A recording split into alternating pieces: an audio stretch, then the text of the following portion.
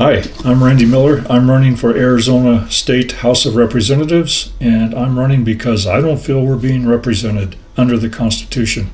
I'm going to start a video series called the Constitution Minute, although it'll be longer than a minute, probably about 4 or 5, hopefully, to just touch on certain things that are important to us as a state and as a country. The main thing is, right now we know we're having a battle with the Second Amendment and people not understanding what the militia is, what the requirements are for Congress under Article 1, Section 8, Clause 1, that mandates that they provide for, under their taxation clause, they're to provide for the general welfare and common defense of the country. And then I'll touch on Article 1, Section 8, Clause 15 and 16, which are the actual militia clauses that explain exactly what Congress's responsibilities are and the states. So it's important that people understand what they're supposed to do to provide for the arming of the militia and the training, with the states having the officers being reserved for the states to appoint. So the main thing is that we don't have militias in Arizona under the constitutional parameters of an actual militia. We need to have, and we need to understand what they're for. So I'll be touching on that. Also, what I want to talk about is, what is the Constitution? What does it do? What is it? Why do we have it? What is it for? And what are we supposed to honor under the Constitution? I may jump around a little bit, but that's just my thought process. I don't have a written statement as to how I'm going to follow an outline, but let me talk about, since right now we're having the Democrat conventions so they can pick their president. Let me ask you this. Bernie Sanders is a known socialist, brags about being a socialist, and we have many others in office that are devout socialists. Can they legally hold office as a senator? Can Bernie Sanders be a senator, let alone run for the presidency of the United States? No, he can't. Under Article 6, Paragraph 3, he has to promise an allegiance to the Constitution, to uphold it, and to defend it as a senator.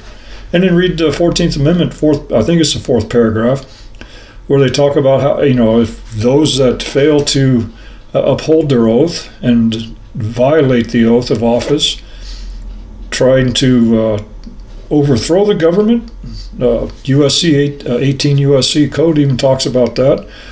Well, that's what they're doing. They're not adhering to their oath. They're violating their oath. They can't hold office because they have no intention of even supporting the Constitution. Legally, they can't hold office. So what is he doing? What are we as a country doing, allowing this guy to get up there and talk about his socialist programs, even though we already have several from the New Deal under Roosevelt? Our New Deal started our socialist takeover of the country, and we've been allowing it piece by piece. But it's time to stop.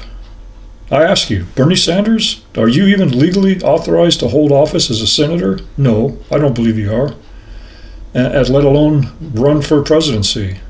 Anybody that espouses to have any type of socialist program in this country should not hold office under the Constitution, because they're already talking about violating the Constitution before they even take office, which means they're lying when they put their hand on their Bible or whatever they want to put it on, when they take the oath to uphold and defend the Constitution of the United States.